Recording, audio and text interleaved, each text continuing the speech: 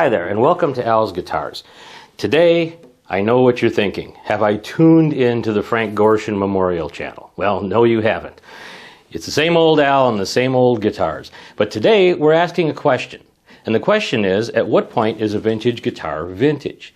I'm holding today something that is a personal guitar of my own, and a very popular model as it is, and we are going to look in depth at it. It is a Martin D35. Complete with a spruce top, Indian rosewood back and sides, and the three-piece neck, or rather a three-piece back. My question for you is, this guitar is now 25 years old. If I'm asking you and you're 50 or 60, I don't think you think this is a vintage guitar at all. But if you're 21, you weren't even born when this was made. So I guess that's the question of the day, is at what point do we call things vintage? If you're in the market for a guitar that is of this era, you really can't go wrong when you're looking at a Martin. Everybody, I'm sure, is familiar with different quality problems that happen throughout the years. But this 1999 is in fact quite a sweet spot. You don't have any iffy finish quality.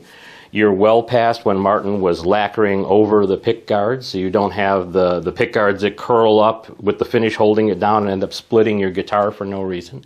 The truss rods work very well in these years. Really, tuners were quality. There was no big holdup on these. The wood quality is actually quite good on this guitar. I'll bring you in here in a second and let you get a closer look at it, as well as we're going to do all our usual battery tests on this. We are going to look inside it, look at the bracing, look for the neatness, see what kind of quality exists where you can't just see it and it's not the glossy part. We're also going to do something today that's a new feature for the channel, and it's something I'm clearly not qualified to do. It's a Cialdini. That's the my rough pronunciation of it. But what we're going to do is we are going to bombard this thing with sound waves. I'm going to use a tone generator, and we are going to actually get this thing to sympathetically vibrate. And we're going to cover the top with a media that can move around, and we're going to see what parts of this guitar vibrate and what parts don't. I'm hoping it's going to be a new thing that I'm going to add to the channel with all the guitars that we test and look at in depth. Anyway, before we do that, one quick shout out. One of our regular viewers is named Cliff Erickson. He's a professional guitarist. He has been touring for, I think, 94 years now. He is out of Port Huron, Michigan, and he's a regular watcher. So just wanted to say both hi to Cliff, and if you're looking for someone who is, and I'm joking about the 90 years, who is just a wonderful guitar player and singer, specializes in the 70s kind of singer-songwriter era, go to clifferickson.com. He's currently on a southern tour, and for February and March he will be in Florida. So please check him out. And now let's get into some tests. So let's get you in here nice and close. And you can see you've got a Sitka spruce top, has quite a bit of silking running across the grain, nicely aged. Black pickguard, style 28 sound hole rosette. Ebony fingerboard. You've got a rosewood peg head overlay. That fingerboard, by the way, is a 25.4-inch scale. Nut width is 1.75 inches. And I'm really kind of curious because the weight that Martin currently says for their guitars is 4.62 pounds for this model. Let's see how this one shakes out.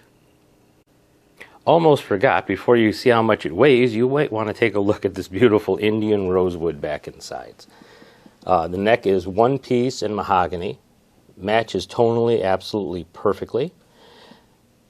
Very rigid neck. It is a low profile neck, white plastic bindings.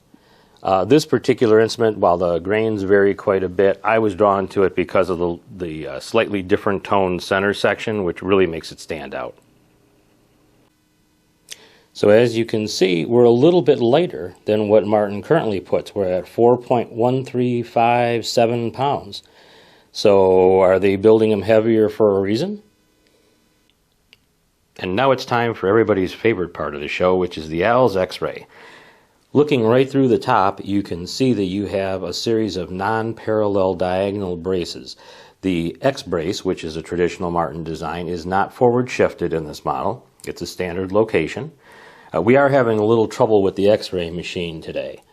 So we're not quite getting the dynamic that we would like. But you can see that up here you have a relatively stout brace, a smaller pencil brace, and then you have, which is essentially a log running through the top there to reinforce up by the neck.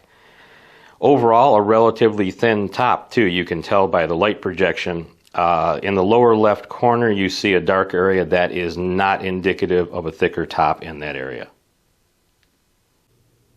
And here we go inside the guitar. Let's take a good look at what makes this thing tick. Okay, you've got a sizable mahogany heel block at the bottom. You can see the end pin sticking through. Two short diagonal braces below the reinforcement plate for the bridge. You've got symmetrical braces on either side of the X. Nothing is scalloped. These are pretty much just straight braces that are thinned out quite a bit at the edge of the guitar. There's the traditional Martin X brace, which has a little cloth covering over the center. Sound hole reinforcement between the X that comes up. And you have additional sound hole reinforcements on either side diagonally. The Indian rosewood sides, as you can see, they do have short pieces of wood as side braces because it is a solid-sided guitar and back. All the top braces, all the back braces appear to be spruce. The kerfing appears to be mahogany. But everything is very neatly done. No sanding, rough little splinters, no glue squeeze out. It's very neat, very tidy, very well made. Okay, for those of you laughing along at home, this surely is going to prove to be one of my worst ideas yet. We're going to attempt to vibrate through sound wave the top of this guitar, and we're going to hope we don't crack it and all the braces come loose and fall inside. I wouldn't recommend doing this to your guitar. I may not be able to do this with guitars that I am borrowing or extreme vintage guitars, but we're going to try and do this without a damaging aspect to it. There's grass seed all over the top of this guitar. There is a high quality Bluetooth speaker facing down right on the guitar. What we're going to attempt to do is feed with a tone generator 168 Hertz into this guitar, and we will hopefully see the grass begin to dance. You might want to turn your sound down right now a bit. God forbid you're listening in headphones. Fair warning, please turn your sound down. I'm going to speed this up as time lapse so that it isn't incredibly annoying, and I'm going to start it and leave the room myself. So here we go.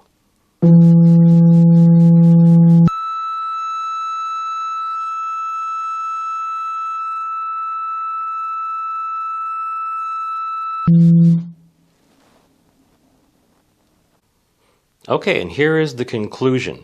You can clearly see, as you could when it was running, that the center section had quite a bit of vibration just south of the bridge.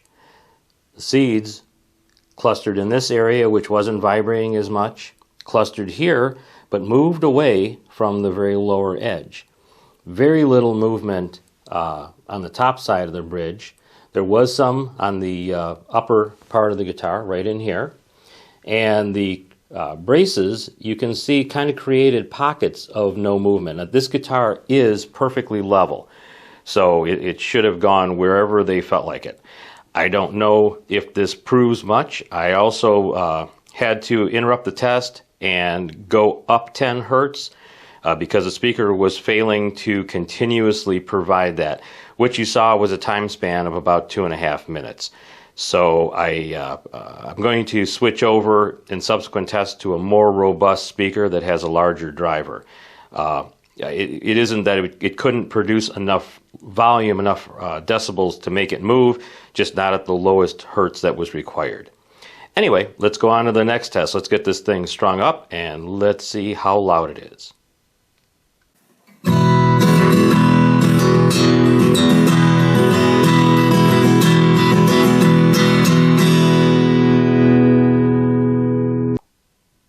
So you got to see the results of the sound pressure test. 89 decibels is what we're going to call it. 90, it did just for a brief second there hit it, but it was kind of an unfair over hard grounding out strum. So 89 puts it in very good company.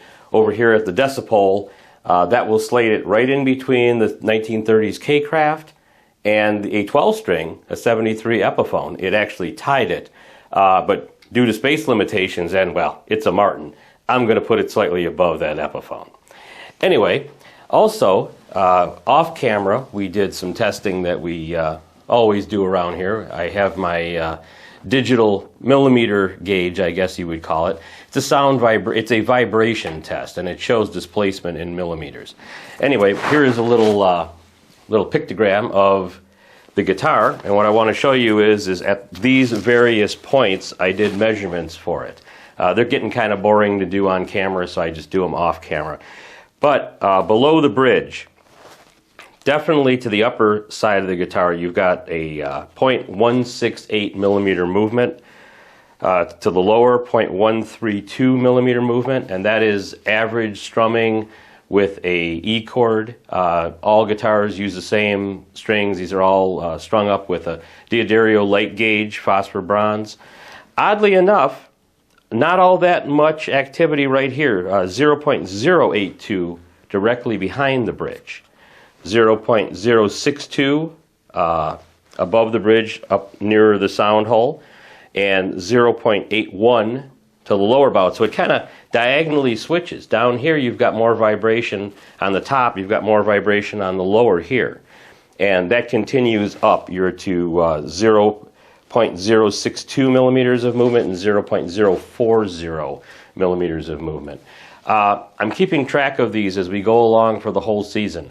We're going to have a wrap-up video that will be out pretty soon, a couple more episodes to do. And we're going to talk about all of the measurements on all of the guitars that have been tested and see if we can kind of draw any kind of parallel to it.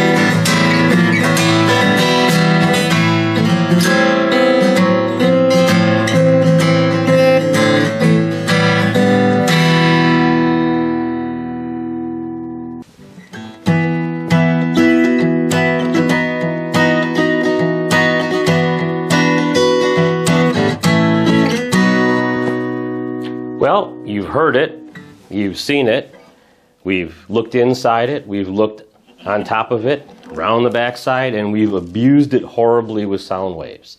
So what do you think of this 1999 D35?